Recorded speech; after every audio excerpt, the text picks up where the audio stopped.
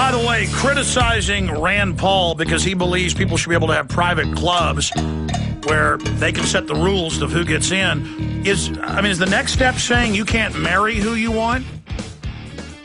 I guess that is the next step from government. But the way they hype this, the way they push it, it shows you how threatened they are. But don't worry. Every other establishment candidate is losing in every race. But they're really afraid of him because he stood up and said, I'm going to be a leader to go up against the takeover of America and the world government and the carbon tax, as he said on this show. And it's all over the news that he's come on this show and said he's against the one world government. He'll actually talk about it when he sees a world leader on television calling for global government. He'll come out and say that's wrong, losing our sovereignty. He won't ignore the facts. And that's why they're going after Rand Paul. So donate to him, support him. Tell everybody, in Kentucky, it's brainwashing and lies. But the polls show it's only backfired on him. All right, let's go to your calls. I know there's many, many callers holding here. Try to give each caller about 1 minute. Sean, David, Truth, Patriot, the list goes on and on. 1 minute comment or question. Sean, you're on the air. Thanks for holding from Chicago. Alex, I'm going to be brief. First of all, when it comes to broadcasting, you are about the best. I was a huge Limbaugh fan. I've listened to a lot of guys broadcasting, but if you're self-taught, you're brilliant, and you're about the best.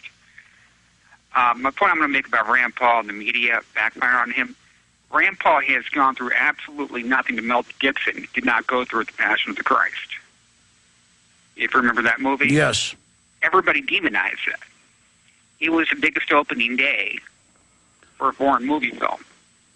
Christians came out, people came out, and they supported Mel Gibson. I think that's going to happen with Rand Paul. I think the media can say what they want about him, just like they did with Mel Gibson back then, and I think that it's going to be a bloodbath for the Democratic opponent. And I'm going to let you go, but thank you for waking me up. And on 355, about a year ago, somebody wrote Infowars.com and spray paint on a bypass. Thank you. I saw that. I turned into Infowars.com, and whoever that guy was, he woke me up, and thank you. Well, God bless you, Sean. I appreciate your call. Speaking of the Gibsons, I know the Gibsons, and I'm just going to leave it at that. And I never heard anything racial out of their mouths. And it became a self-fulfilling prophecy with what was done to his film, which did backfire. He made about $2 billion off of it. That became a self-fulfilling prophecy itself, and then he got mad at the cop, and there was an exchange there. But again, it shows how this is our religion is obsessing on race or religion, which then only makes it bigger, instead of how big corporate interests are robbing us. But I agree.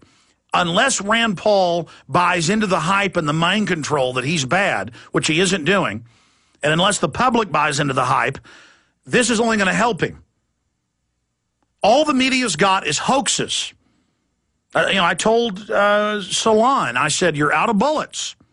It's not working anymore. People don't buy your demonization. Just like with Ron Paul. They called him a racist and all that stuff, made up. Now he's their darling because they failed. Now he's a political force in America. But everything we're doing doesn't ride on Rand Paul regardless. It rides on the awakening that's happening and every incumbent being thrown out in the primary. It's already started in both parties. You know how scared the system is?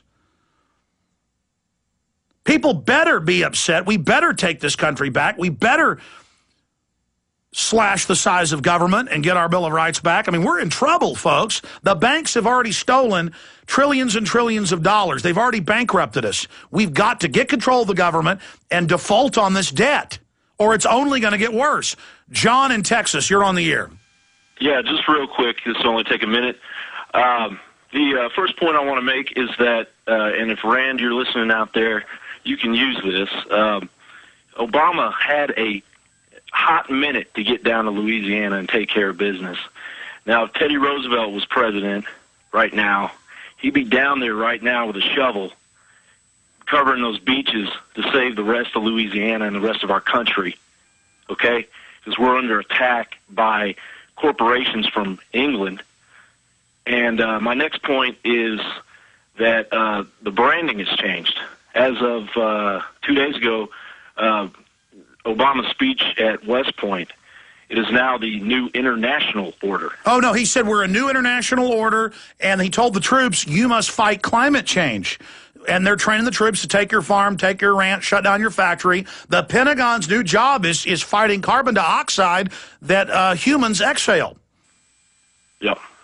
And I have a quick question for you. I don't know if this is true or not, but is there just one chapel in the United Nations building? You know what I'm saying? Yes, there's one New Age chapel in the building. All right. Thank you, Alex. I appreciate your call. I appreciate you, John. In fact, we've got the new international order speech at West Point, don't we? We'll play that coming out of the next break. All right, let's move quick here. Truth Patriot in New Jersey, you're on the air. Alex, how's it going, buddy? You're the man. All right, I called in last week, and the idea that I put out there has kind of gone viral on Facebook. The idea was to kind of have a bank run, stop paying our mortgages and our credit cards, and take our license plates off of our cars on the 4th of July, 2012. And just so many people have been adding this page to their Facebook. You know, I don't want to throw a plug out there. No, it's fine, but people have heard it a lot. Write an article, send it to writers@infowars.com. We'll get it up, okay? Let's go to Eddie in New Hampshire. Eddie, you're on the air. Hi, Alex. Hey, buddy. Brief.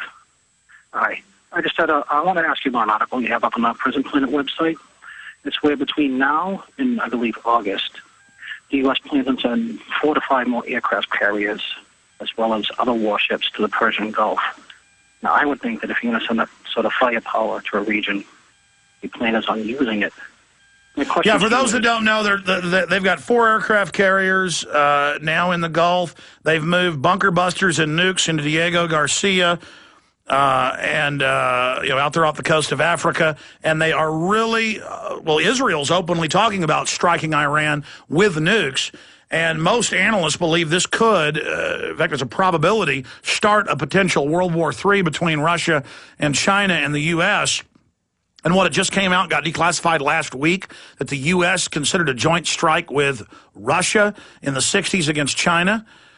So, I mean, look, this is serious, and the globalists are in so much financial trouble. They may start a huge war to get everybody to kind of forget about the banks robbing you, forget about the depression, forget about the 20+% unemployment that the media says is 10%. You know, forget about how you're graduating from college and have no hope of a job ever. Forget about that. We're in a war, so you better keep your mouth shut. Absolutely. And my question to you was, if Iran stands down, shows no aggression whatsoever, the powers that be will have to concoct some sort of false flag, most likely here on our soil. Well, that's right. If the globalists bombard Iran, and Iran was smart enough to not fight back, 100% chance the Pentagon would stage terror attacks and say Iran did it. But Iran is not going to stand down. Their entire posture is to attack Iraq, invade the forces there. They got sleeper cells all over the country. Our government has not fought a real enemy since Vietnam. And when they attack Iran, that is what's going to happen. A real enemy is going to go absolutely ape, and the globalists aren't going to have to stage terror attacks. The Iranians have got forces in the U.S. They're going to set fire to skyscrapers, blow up schools, which is exactly what the globalists want because they just want to destroy this country. We'll be right back.